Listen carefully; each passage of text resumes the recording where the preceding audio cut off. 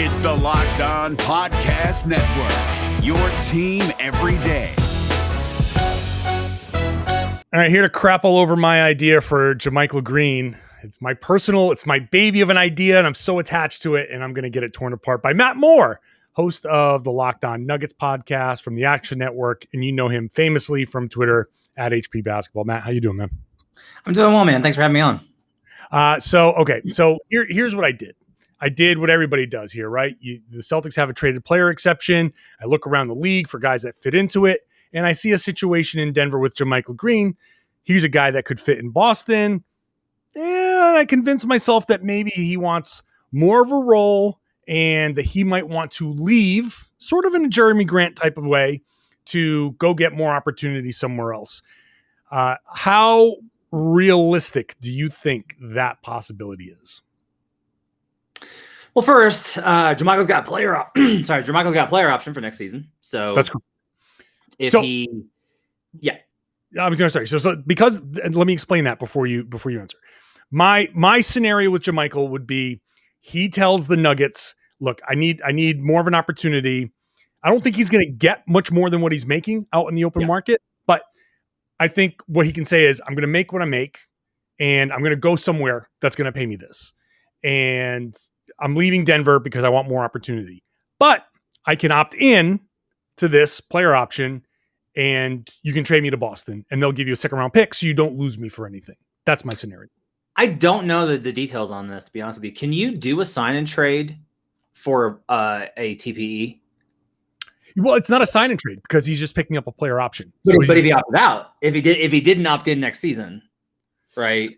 You can sign and trade a player into a traded player exception. Sure. So the question there is, how much do you want him, John? Like, do you want him? Like, if he opts out and he wants the money, do you want to? Well, no. So my scenario here would be that on the open market, he's making what? 7.5. His player options for $7.5 million. On the open market, he's going to get about $7.5 million. If he goes onto the open market and gets 10, 11, 12, then forget it, because the Celtics aren't going to do a sign and trade to hard cap themselves. My scenario banks on, if he were to opt out, he's probably going to get $7 to $8 million anyway from wherever he goes. So if that's his market and he's not leaving to make a raise, he's just leaving to play himself into a raise next year, that the Celtics can say to JaMychal, look, we want to trade for you. We will acquire your bird rights, play for us, get the more opportunity, and then we can talk about re-signing in Boston and giving you a bit of a raise, which is not something that he can get as a free agent if he just opts out and leaves. So there is incentive for JaMychal to say, hey, I want to do this. And I don't know. You know the Nuggets. Is he going to re-sign in Denver? Do they want him? And will they give him the opportunity he's looking for? So this is complicated. I'll start here. If JaMychal Green, if your theory or your paradigm were to play out, where he actually does tell the Nuggets, hey, it's been fun, but I want to go somewhere with more opportunity. I don't have a lot of room for minutes here. Boston's offering me a really great opportunity. The front office will pretty much do that deal, and you'll get a sweetheart deal, because the front office makes an investment in Denver of taking care of the players in terms of what they want. Like, if they're just like not happy and they want to go somewhere else, to put it in this context, they wanted to move Darrell Arthur for Darrell Arthur. They were like, hey, you can go be on like a contender back when the Thunder were a contender. And Darrell Arthur was like, no, I like it here. I want to stay. But they were like trying to convince him, like, don't you want this? Like, you can go, like, we're not going anywhere. That's their kind of approach. Like, they will not hold it against or do, they won't hurt themselves. But in that kind of situation where you're talking about a player that's probably replaceable, would, theoretically clear up some cap space for them after the TPE, being able to move that somewhere else, like, that gives them more flexibility. I think that that's like a deal that could get done. The counter argument, I think, is that JaMychal really enjoyed his time in Denver. He likes playing for this team. He likes the way that it plays. Jokic literally said in a press conference, I want to play with this player for the rest of my life. That's how much he enjoys playing with JaMychal Green. Is like, he loves playing with J-Mike, and Porter has said the same kind of stuff too. Now that's like maybe not. So let's go back the other way. And the other way that I would go is the Nuggets are getting ready to give Michael Porter Jr. probably a max extension. They will offer Aaron Gordon an ungodly amount of money to try and get him on a multi-year extension. There's just not a lot of room left, and the ownership is going to be pretty itchy about the luxury tax anyway before the risk of the repeater, which is pretty likely. And that's before we talk about JaMychal Green's future. So at some point, just the guys that they have like JaMychal Green are going to be put to the wayside. He plays an important role because Millsap's an expiring, and there's no telling if he can return. And if he does, he's probably just like the veteran that hangs out. If he says, no, I want to play this out and then raise my value for next off season, I don't see any way that the TPE entices them, even with any sort of incentive around it. If, on the other hand, there's a situation where they could add something that would really help them, then I think so. I have a hard time seeing Green looking at the Celtics where they are now and being like, that's a better situation for me to A, compete for a championship, or B, raise my value. And that's why I think it's probably unlikely that your situation were to come true. Yeah, I guess the only thing that I could say is that I would try to make him a starter. And I think starting him with Marcus Smart, Jaylen Brown, Jason Tatum, and Robert Williams could give him some real opportunity. And more than 20 minutes a game, we're looking at 25 to 30 minutes a game potentially. So that would be my pitch to him. And the back channel, see if you can convince this guy to bite on the opportunity. I think the issue there is if that's his angle.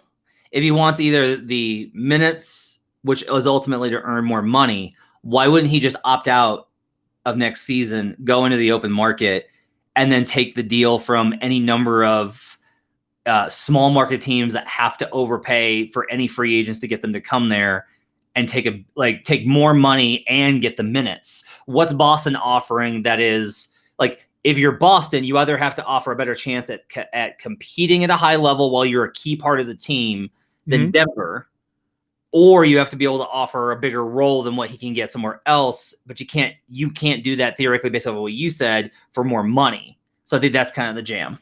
Right. And it's an imperfect situation. I guess I'll go back to what I said before, that I'm trading for the bird rights. So now I am now competitive. So it's not like I'm limited by, I don't know, you can go to a small market team, or maybe you go to the Knicks and they have cap space. I mean, maybe that's a scenario that works. But how many teams are going to have the cap space? That's going to be number one, to pay you what you want. And what's he going to raise his value to? I don't know. What's he going to make? 10, 12, 15? I don't know what he's going to raise his value to. But if he does raise his value to that level, he can do it in Boston where there's going to be more opportunity. He's leaving Jokic. So yeah, I want to say that it's not ideal. You're leaving a very good team with the MVP and one of the best passing big men that we've ever seen. So it's not the ideal situation, but Boston does have the opportunity to play for a really good team with Jason Tatum, who's also potentially an MVP candidate, guys around him that will draw the attention away from him to give him more opportunities to score. And hey, if it doesn't work, you can still go into the open market. But if it does, we can pay you what a team with cap space could pay you. I'm looking at the MLE, right? And the standard MLE for under the tax is 9.5. So even if he just goes into an exception for the whole amount, he wind up making more than he does this year. I can see the value of, hey, I'm going to go to the Celtics. I'm going to get a lot of minutes and a big role on a team that really wants to commit to me. And then I've got an opportunity to either, to raise my value going into free agency and have a team that's going to need me having my bird rights, which is always that's like the spot you want, is the team is basically like, we got to re-sign this guy. So you got to keep him. I can see that being an interesting scenario. A lot of it just is going to come down to, I'll say this, look, not being in the locker room was frustrating this year for everyone. Among them is like, I don't know JaMychal enough. I know him a little bit from Memphis. I know things of him from the Clippers. I've heard things about him, but I haven't had conversations enough with him to know. I will tell you the sense I've really gotten though is that he's a pretty down to earth guy that doesn't have. I don't think that he looks at his career as I'm going to be a big star. I'm going to make a lot of, like, he'll take whatever money is there for him. Mm-hmm. I think for him, a lot of it, like, I think he weighs the situation very, very heavily in the basketball sense. He was so annoyed coming out of the Clippers. Like, it was just evident. Like, his very first interviews with us were very pointedly like, it's really nice to be on a team that actually gets it. Like, he cares about the way that a team plays. And so I think from that perspective, like, look, I think the Celtics do play like the right way, especially I like what I have a lot of confidence in the Udoka hire. The difference is, like, really, if he's going to make the same amount of money, is the spot better for him in Denver with less opportunity or in Boston with more opportunity, but more unknowns given any number of things with the Celtics going into next season? Yeah. So kind of what I thought, like, so if it basically hinges on what's JaMychal Green thinking. Yes. And so if he does say, I love it in Denver, but look, my career is my career and I do want to get more opportunity, and Boston could potentially be a place, but he does seem like a guy that really likes Denver. They like him. The teammates like him. He likes his teammates. That's going to be tough to draw him away, but at least it's not a flat out no. So I think I think it's plausible. I could see it happening. Like, I'll say this, the type of organizations I would expect for him to be drawn to, I would imagine the Celtics would be amongst those types of teams. I think the real key there is being like, we really like you. We love you. Like, we think you can do great things here. And then being like, but we're not going to pay you until next year. If you come here and it's good. So, like, that's kind of the question. Is he knows that Denver's good. He knows that he'll have a big role. He's also likely, this is part of the equation too, John, is he's likely to have a bigger role next season because Millsap is likely less of a guy. Like, there's a lot of that went on. They basically, with JaVale, Millsap, and Green, Malone was transparent with, I only have minutes to play 2 of them.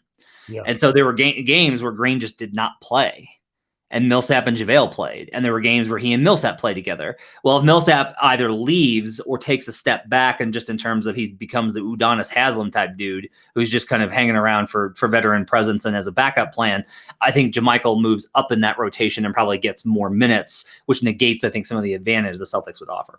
100%. That's exactly what it would do, is negate that. So I guess we'll see. So moderately realistic, probably not, unless JaMychal Green has some sort of change of heart, is kind of where I think we settle. Yeah, I think it's a definitely plausible scenario. I'm not like, no, the Nuggets would never do that. I'm also not like, no, I can't see JaMychal Green ever leaving. I think a lot of it is when you game plan out the kind of the game theory on,